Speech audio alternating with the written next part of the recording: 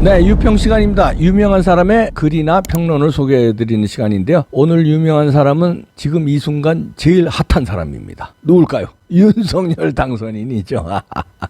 야, 아마 전 세계에서 제일 핫할 겁니다. 약속과 용기를 또 보여주는 오늘 쓴 글인데요. 일단 그대로 읽어드립니다. 여성가족부 폐지는 저의 핵심 공약이 맞습니다. 여성가족부 폐지가 저희 공약에서 철회되었다는 유언비어가 돌고 있습니다. 이는 사실과 다릅니다. 저는 지난 일요일 공식적으로 중앙선거관리위원회에 여성가족부 폐지가 포함된 대선 10대 공약을 제출했습니다. 일부 언론에서 가정에 배포되는 선거 공보물에 위 공약이 빠졌다고 지적했습니다만 이는 홍보수단의 특성에 따른 맞춤형 전략일 뿐입니다. 저는 다시 한번 이 자리에서 명확히 말씀드립니다. 저 윤석열이 그동안 국민 여러분께 말씀드린 짧은 메시지에 저의 진심이 담겨 있습니다. 많은 국민께서 호응해 주신 그 내용이야말로 저의 핵심 공약들입니다. 청년이 내일을 꿈꾸고 국민이 공감하는 공정한 사회를 반드시 만들어내겠습니다. 우리 함께 정권교체 갑시다. 자, 이렇게 글을 올렸는데요. 이거는 아마 요즘에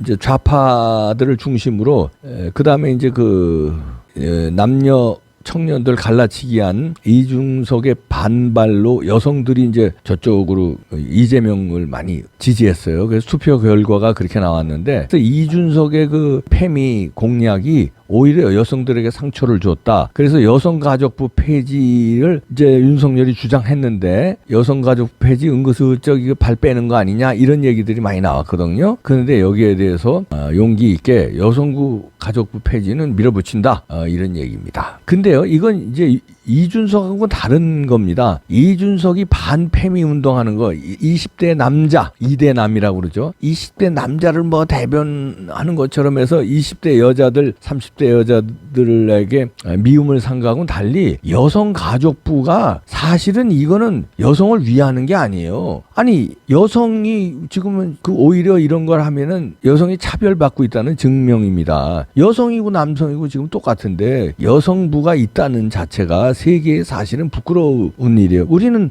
남녀평등이 이루어졌는데 지금 대한민국은 남녀평등이 안 이루어진 나라인가? 왜 여성가족부라는 걸 저렇게, 그러면 남성들은 그럼 여태까지 남존여비 사상이 강하게 아직도 뿌리 박혀서 저걸 고치겠다는 건가? 이렇게 오해를 살 수도 있고요. 이렇게 되면 이게 이제 여성과 남성의 갈라치기가 돼요. 그러면 남성은 뭐냐? 이렇게 또 하니까 또 이준석 같은 자들이 그걸 이용하려고 반패미 운동으로 남성들 기분 좋게 또 만들면서 자기 인기를 끌었잖아요. 이대남한테. 근데 그러다 보니까 여성들이 오히려 피해를 보잖아요. 그러니까 피해본 여성들이 윤석열 안 찍고 이재명으로 돌아선 거거든요.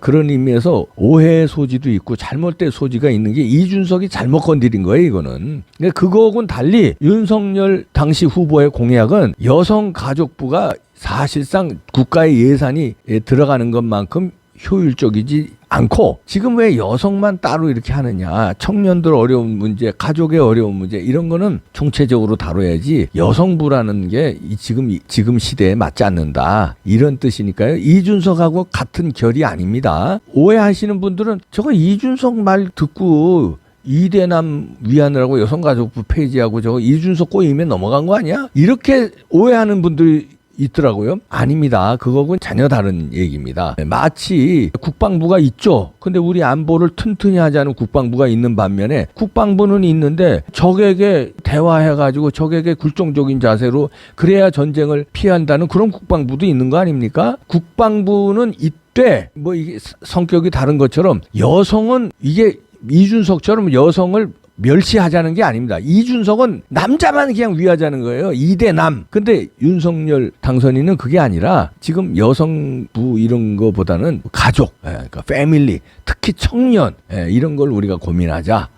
소외된 청년들, 뭐 소외된 여성들, 소외된 남성들, 왜 여성만 그러느냐 이런 얘기이기 때문에 오해 없길 바라고요. 이렇게 또 용감하게 자기의 공약을 난 지킨다. 지금 이것 때문에 지금 문제가 많아요. 특히 이준석이 선거에서 20대, 30대 남자들 표 얻은 거 가지고 지금 광치고 돌아다니거든요. 그러니까 거기에 대해서 반발을 민주당과 여성들이 반발을 해요. 이거에 대해서 잘못 건드리면 뜨거운 감자가 돼요. 그런데도 용감하게 여성가족 폐지는 내가 핵심 공약은 맞다, 이대로 추진하겠다, 이렇게 나오는 거는 여성들의 공격을 받을 준비도 돼 있지만 자기의 뜻은 그런 게 아니라는 그 당당함이 있는 겁니다. 그 뜻이 그게 아니라는 거. 여성을 없인 얘기자는 게 아니에요. 여성 인권을 존중하지 않는다는 게 아니에요. 여성 인권을 존중하되 남성 인권도 존중하고, 그래야지 오히려 여성 가족부를 만든다는 것 자체가 여성이 조금 못하다는 거거든요. 못해서 여성을 뭐 조금 이렇게 뭐 좀 대충 도와주자 이런 식으로 오해를 할 수 있기 때문에 여성 가족부라는 게 세계에 유례가 없어요. 지금은. 옛날에는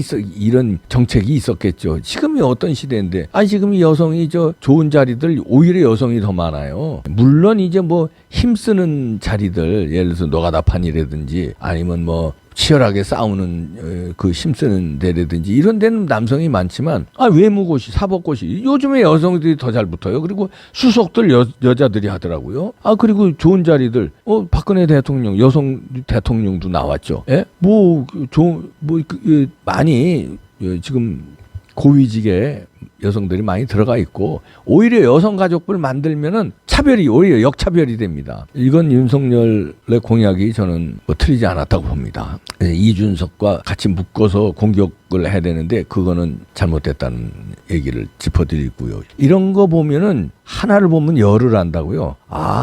이 양반은 자기의 말을 책임지겠구나, 남자답구나, 이런 걸 이 대목에서도 발견합니다. 요게 지금 논란이거든요. 어제 오늘 사이에 선거 끝나자마자 지금 제일 논란이 이겁니다. 근데 용감하게 난 공약 지킨다 이렇게 나오는 거 봐서 그가 했던 공약들 있어요. 여러 가지. 종부세 폐지라든가 뭐 부동산 어떻게 한다, 한미동맹 굳건히 세우고 북한이 거기 할 때 단호히 대처하는데 원천 타격하겠다, 뭐 여러 가지 공약들이 있잖아요. 기업은 어떻게 자유롭게 해주겠다, 뭐 그런 게 다 믿음이 가네요. 요거 지금 가장 뜨거운 감자를 손해보는 감자거든요. 이거는 손해볼 거 각오하고 용감히 공약을 지킨다고 나선 거는, 여성가족부 왜 폐지하냐 지금 반대가 엄청나요. 지금 특히 여성들이. 그런데도 이 용감하게 나서는 거는 약속을 지킬 사람이다, 이게 평가됩니다. 다시 말씀드리지만 윤석열의 여성가족부 폐지는 여성을 홀대하는 게 아닙니다. 여성을 위하자는 거예요. 여성을 위하는 게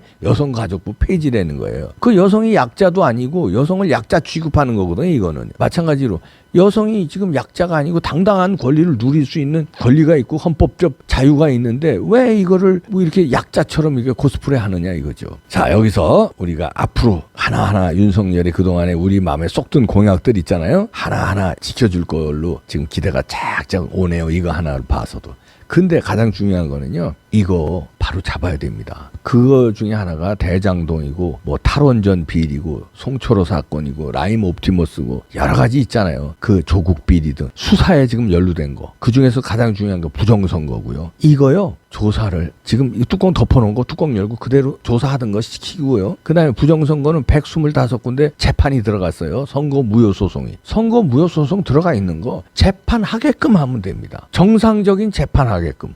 누가 재판에 압력 넣으래요? 뭐 법대로, 법에는 6개월 내에 재판하게 결과가 나오게 돼 있는데 2년 가까워지는데 재판 결과 안 내놓고 있잖아요. 그거 재판 결과 내놓도록 유도를 해야 됩니다. 그럼 뭐 대법원장 잘 바꿔가지고 법대로 법치 살리는 게 시대정신 윤석열을 국민이 부른 거거든요. 그러니까 그런 거에 큰 거 약속, 그 다음에 이런 것도 큰 거죠. 이런 약속 잘 지키셔서 진짜 무너졌던 대한민국이 다시 정상화되는, 여기서 혁혁한 공을 세울 걸로 믿어 의심치 않습니다. 잘 해낼 겁니다. 저는 이 대목에서도 그걸 발견했어요. 요거 이준석인 지금도 갈라치기 하고 있더라고요.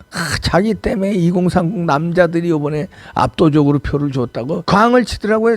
그러니까 자기가 당을 더 그쪽으로 2030에 이거 표심을 2030 여성들이 다 돌아섰는데 그러면 그렇게 재고를 해야 되는데 더 큰 소리 쳐요. 호남도 마찬가지입니다. 호남을 이러면 안 돼요. 호남도 물론 발전시켜야 되겠지만 거길 자기가 광을 치고 거길 자꾸 잘못된 사인을 줘요. 호남도 우리 대한민국이고 영남도 대한민국, 이제는 호남인들도 좀 11% 12%가 뭡니까?